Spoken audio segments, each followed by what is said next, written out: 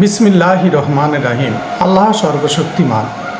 সম্প্রতি মাগুরার আসিয়া খাতুন তার বোনের বাড়িতে বেড়াতে গিয়ে তার বোন জামাই কর্তৃক এবং তার তাওই কর্তৃক ধর্ষিত হয়েছে। এই ঘটনা থেকে আমরা বুঝতে পারি যে আপনার কন্যা, আমার কন্যা কারো কাছেই নিরাপদ নয়।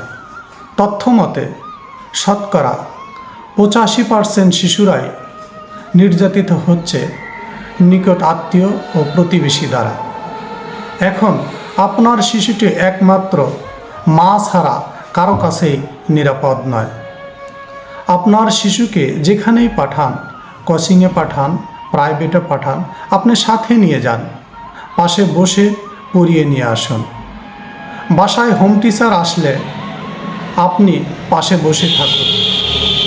যদি আপনার শিশু কারো কাছে যেতে ইতস্ত বোধ করে তাহলে আপনার শিশুকে তার কাছে পাঠাবেন না।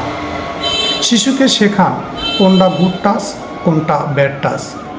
যদি আপনার শিশুকে হাসির ছলে কেউ বলে তুই আমার বউ হবি, এই কথাটিকে প্রশ্রয় দেবেন না।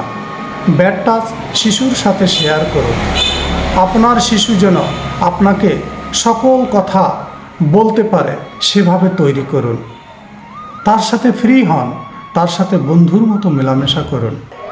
কে কেমন আচরণ করছে সেটা দেখেন। আজকে আসিয়ার সাথে ঘটেছে, কাল যে আপনার কন্যার সাথে ঘটবে না, আমার কন্যার সাথে ঘটবে না, এর কি নিশ্চয়তা আছে?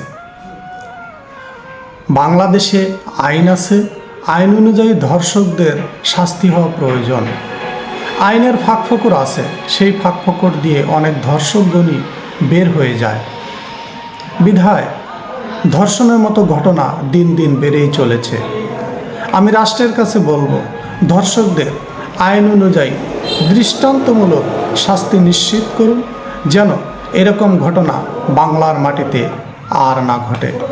ভালো থাকুক আগামীর শিশুরা, ভালো থাকুক আগামীর বাংলাদেশ। ধন্যবাদ সবাইকে।